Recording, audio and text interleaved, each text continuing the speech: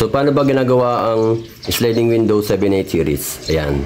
Sa video na to, papakita ko sa inyo kung paano ginagawa ang 78 series sliding window.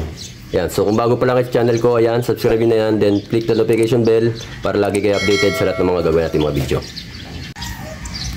So ito ay ginawa ko na yung ano dito, yung perimeter and then itong mga awning. Ayan. So yung ating mga awning window. Ayan. Ayan yung ating awning window. Ayan, kabilanan. So, ginawa ko na to. And then, iniwanan ko tong sliding window sa gitna para ipakita sa inyo kung paano ginagawa yung sliding window na yan, step by step. Sukatan natin yung lapad dito. Ayan, lapad. Sukatan natin. So, yung lapad niya ay 49.38 inches. Tapos yung lahat niya 45 ang port. Ayan. So yung taas nito ay sa natin. Ayan. Ang taas niya ay 45 ang port and then yung lapad niya ay 49.38. Ayan. So ito yung ating reference sa gagawin nating sliding window. So, ano yung ating mga kailangan dyan na materyales. So, ito ipapakita ko yung ating materyales. So, ito yung ating mga perimeter. Ayan. So, meron tayong double jam. Ayan, double jam. And then, double seal. Ating double head. Double seal. Ayun, ating double head. Double head. Ayan. Tapos yung ating interlocker para sa panel. Tapos lock style. Ayan, lock style. And then top and button. Ayan yung ating top button. So ito ating munting manukan. Tapos ito yung ating salamin. Ayan. Reflected na royal blue. Tapos yung mga accessories na kailangan natin. Ayan, center lock. Tapos yung keeper. Nasaan yung keeper? Yun. Ayan yung keeper. And then 798 series na panel roller. Tapos yung ating fork lines. And then itong ating rubber jam. Tapos kailangan din natin nandiyan ang mga screw. Ayan. Ito yung ating mga screw. At syempre, ito ang ating drill. And then, cutter. Screwdriver. Tapos ito ang ating puncher. Ayan. So, kailangan natin ng puncher. Ito yung ating puncher na ginagamit sa pagbubutas ng ating 7 and 8 series na profile. Tapos yung ating may traso. Ayan. So ang unang natin gawin, butol muna tayo ng ating pinaka perimeter frame, yung pinaka dadalan ng ating panel, ng ating mga panel. Ayan. So ito yung ating perimeter. So putol muna tayo dito sa ating jam. Ayan, puputulan natin itong ating jam. So isukat ng ating jam ay ito ay 45 1 port. Sa 45 1 port, magle-less tayo ng 1/8. So magiging ano to, 45 1/8 yung ating puputulin sa ating double jam. Ayan, so putulin natin.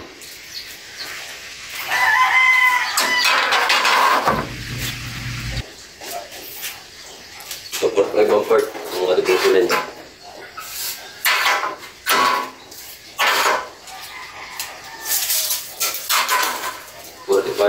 Whopper.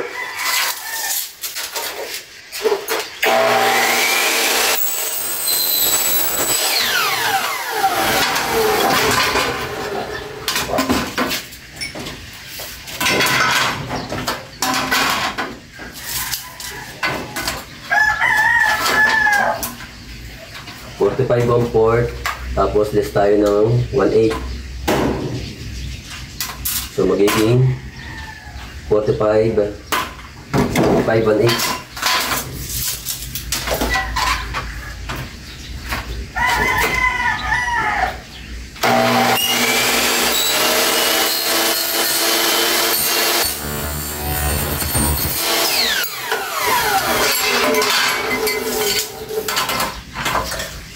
Yan, 45 1/8. So 45 1/8 yung ating sukat. So nagless tayo ng 1/8 para pag pinasok natin dito sa kanyang panel, sa kanyang frame. Ayan, pag pinasok natin tong kanyang perimeter, hindi siya sikip. Kung ano pagkasaktuhan yung ginawa natin sukat dyan, mahirapan tayong pasok. So kailangan natin mag-clearance ng 1/8 para pagpasok natin, hindi tayo mahirapan. Ayan. Kaya kailangan natin ng 1/8. So dalawa yung kailangan natin na jam.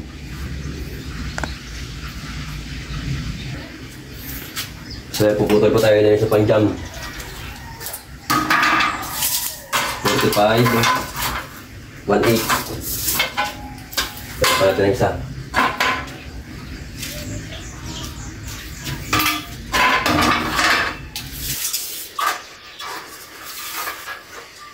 So yung jam ay ito yan sa gilid niya. Ayan, punti pa tayo isa pa. 45 1/8.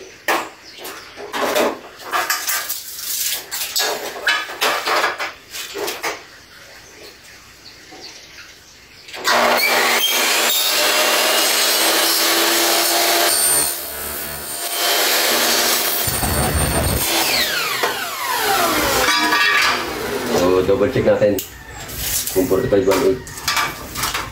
Ayan, 45 1/8 00. Sunod naman, ang tatabasan natin ay yan, ito yung yan, para ma-visualize nyo kung ano yung tsura. Ito yung tinatawag na double head. Yan, sa ibabaw naman to, pinaka-release sa taas. So ito naman tatabasan natin.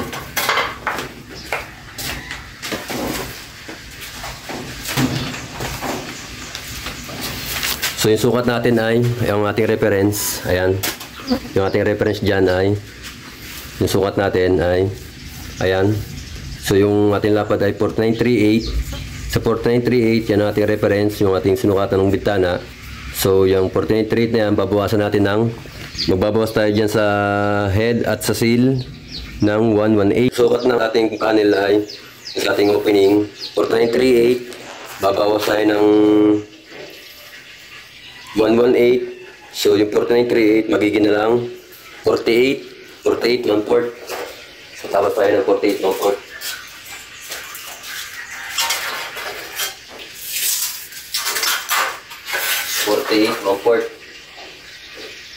Sukat ko muna yung tanggal yung part na pangit.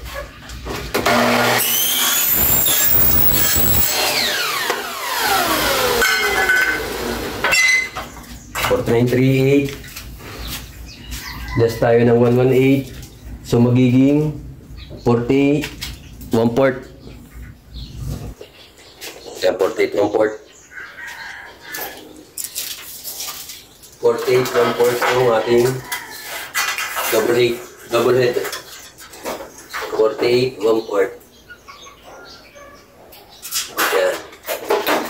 48 1 port.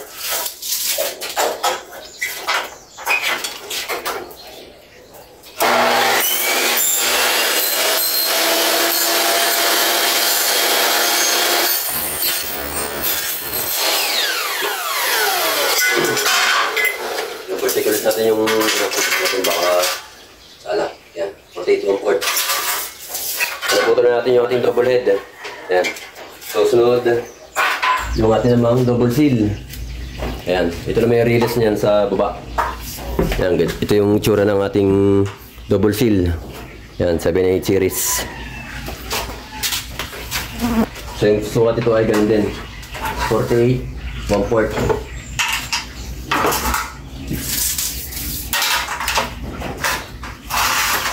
48 1 port.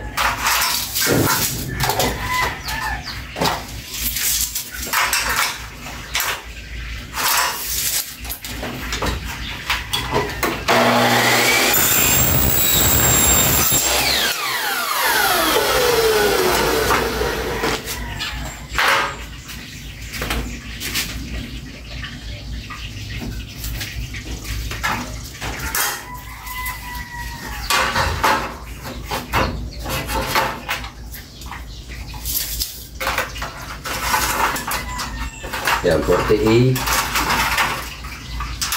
1/4.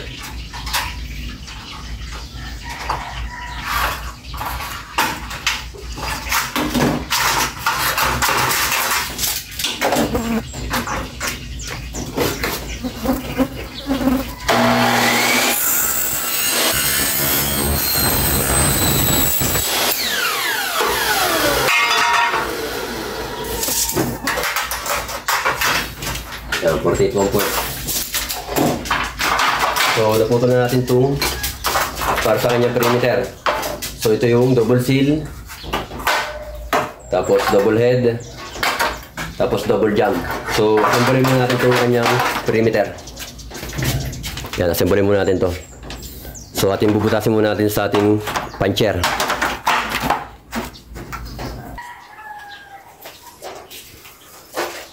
So, yan, bubutasan natin itong ating double jump dito sa ating 798 puncher. So, unahin muna natin butasan itong ibabaw.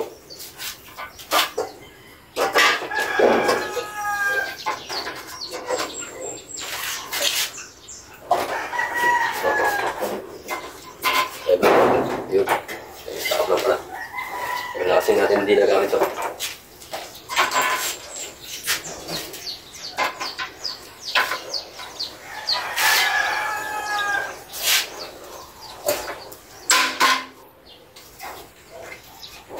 Ayan. Butas na.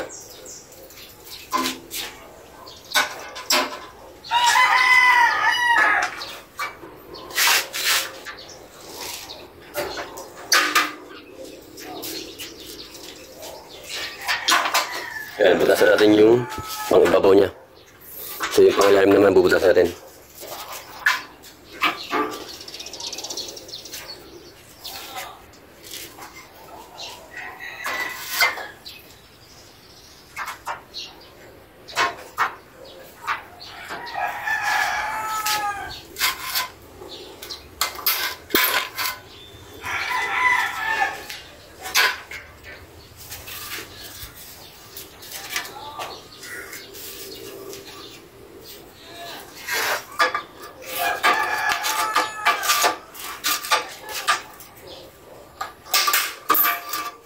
So ayan, basta rin.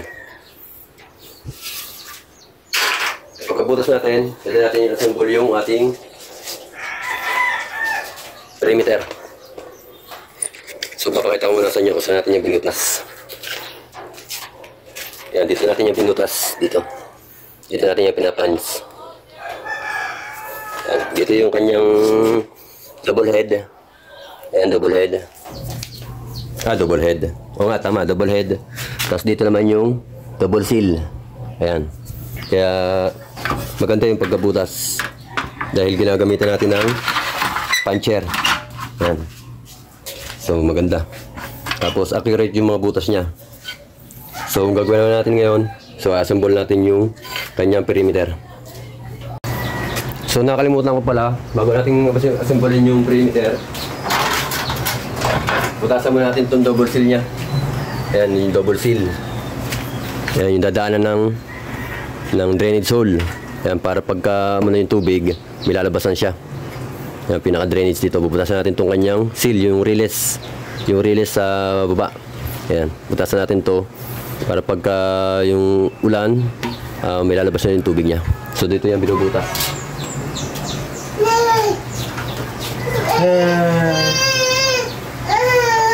Naku, nagbibidyo ang daddy eh. Paki-dot-dot oh, si Jana oh. Oh, paki-dot-dot oh. Yan, si Jana. Yan, kinuha pa ang camera. Yan, si Jana. Ayan, si Jana. Kaway. Kaway ikaw, kaway. Say mo, hi. Hi. Hi. Kaway ikaw, hi. Hi. Yan, si Jana. Pakidot-dot sa ginagawa ng daddy. Nasa mami? Yeah. So ayan, dito natin bubutasin yan.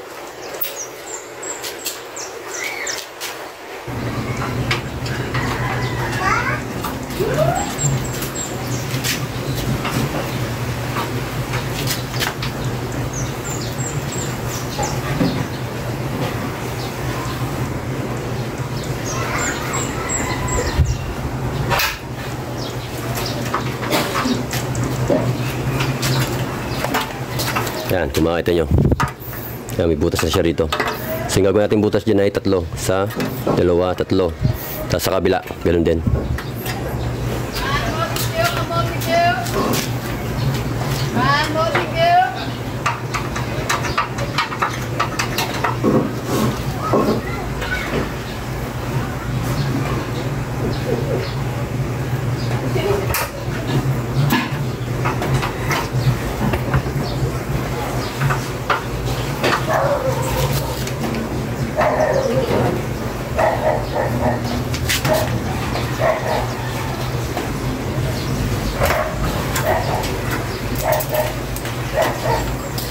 Yan, ang kaganda pagka may puncher. So maganda yung pagkakabutas niya, malinis.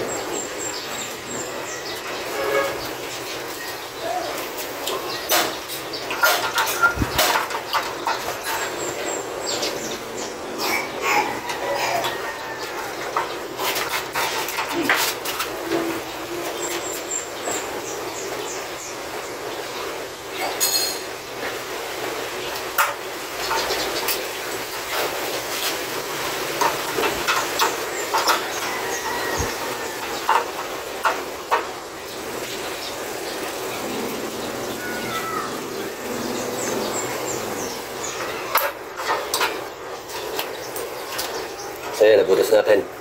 So kabilanan. Nilabasin ng tubig. Pwede natin itong i-assemble.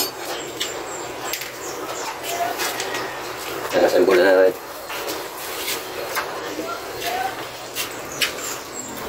So lipat natin ito sa ating working table.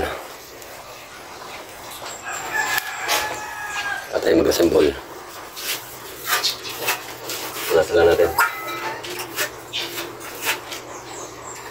So ito yung kanyang seal.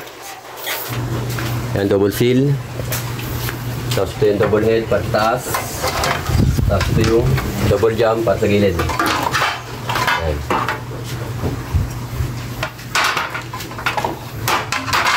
Tanggalin natin ito plastic na ito.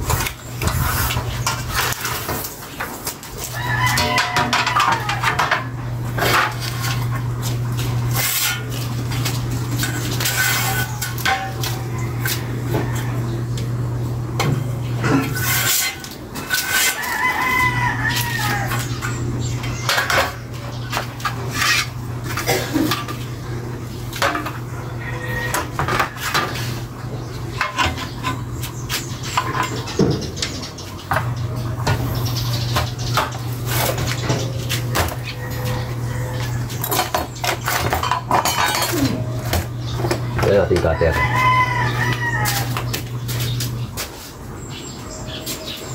So ayan, walang cut yung ating video. Ayan, kitang-kita nyo talaga yung natural na paggagawa. So ito yung kailangan natin. Ito yung tatawag na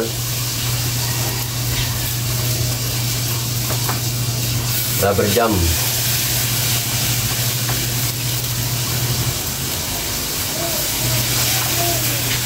Ito yung rubber jam.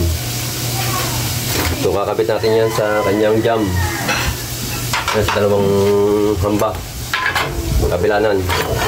Para yung tubig ng ulan hindi siya papasok. Yan, lagyan natin to. Yung kanyang rubber jam. Yan. Parang behind the, ano yata, behind the lights. Against the light. Lipat natin. Against the light nga.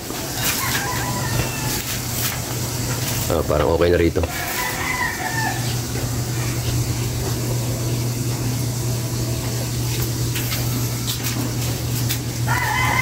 Yan, kapitan mo natin ng rubber jam.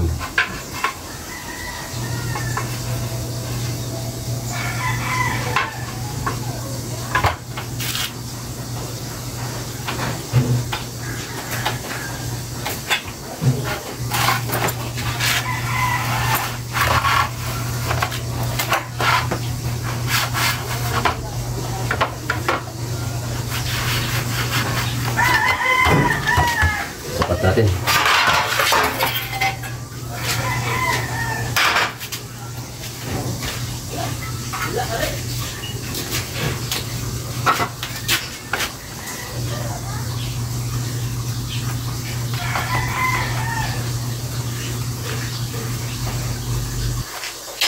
Susuot ko yung sakto ng rubber jam para malinis yung tingnan. Hindi sabitin. Sakto lang siya. Ayan. Kulang ko na konti.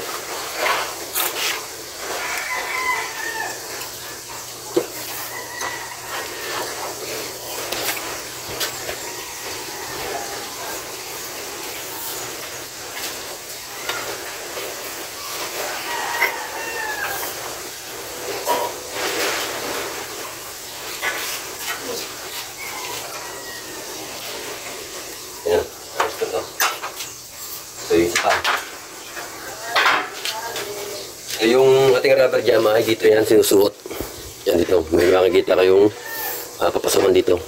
Yan sa ating double jam. Yan yung maliit na yan. Yan papasok niya yan. So papasok natin yan.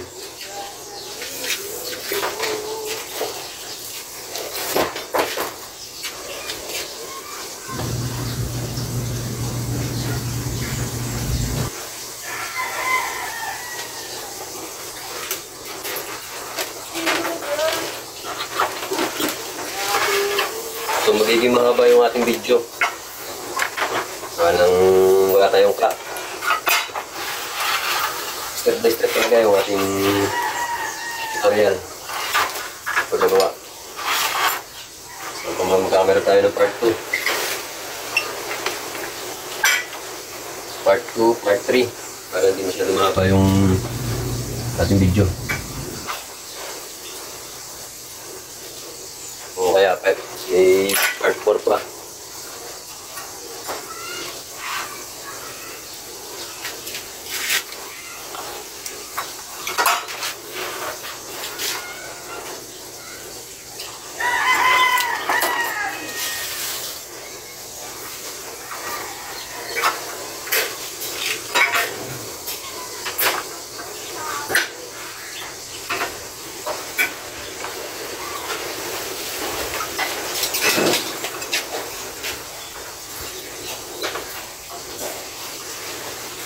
Yan. So, yung ating binutos kanina, yan. So, tatapat lang natin yung ating double head at double seal sa butas na yan. Kaya makita nyo may screwhan yan dito. Ayan. Yan. May screwhan. Tatapat lang natin yan dito sa butas na yan. Kasi ating i-screw. So, ano natin yung ating double seal.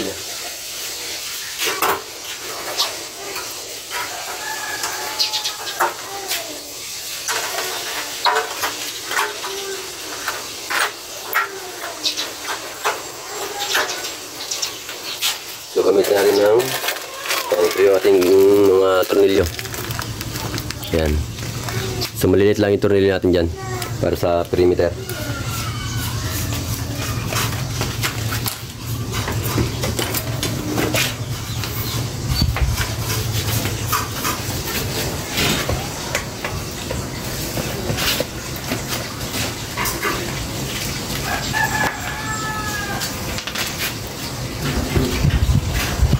Natin to. Manatik pala muna para pitapit.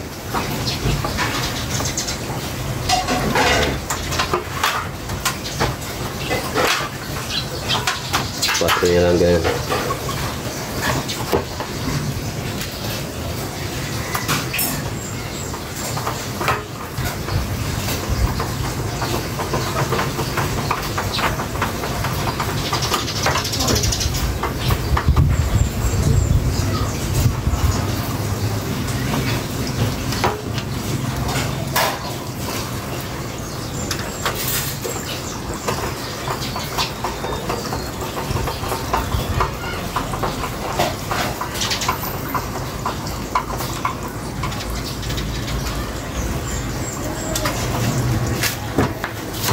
yung kabila.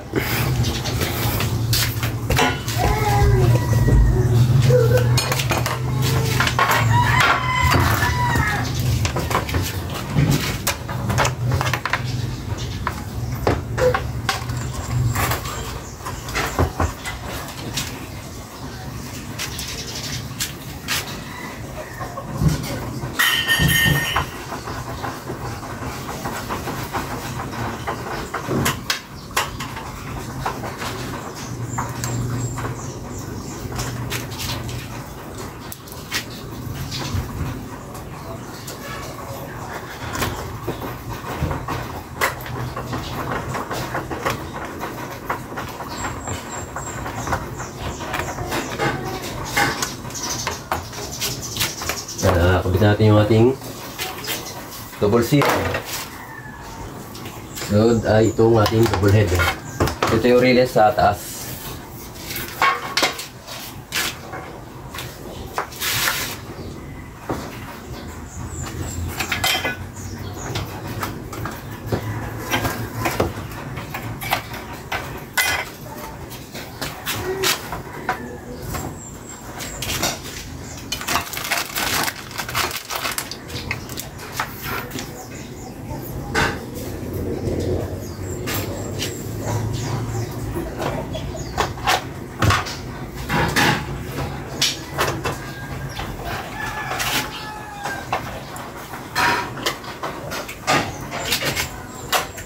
Hindi pala pumasok.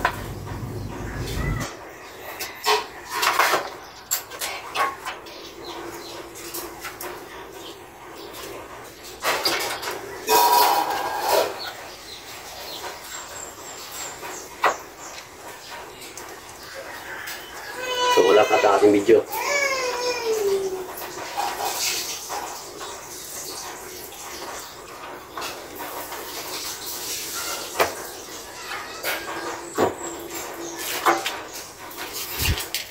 So natin.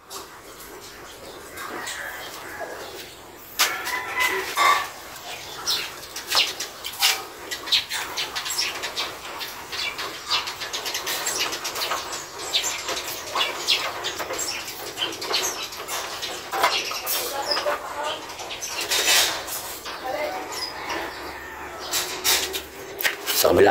So okay na dito.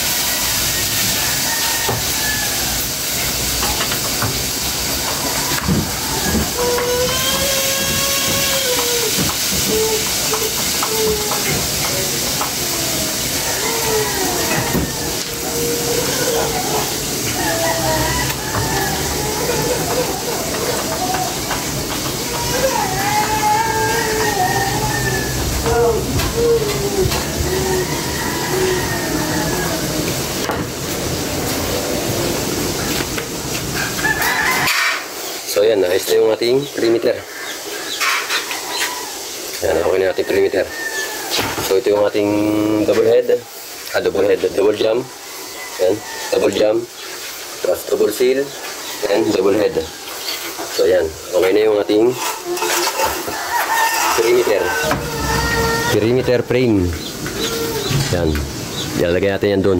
So ito yung dadaanan ng release. Yan, sukatin kung papasok ba siya dun.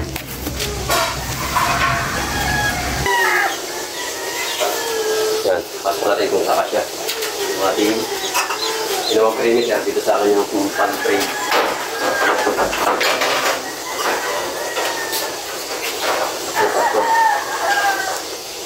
Hindi siya makikit.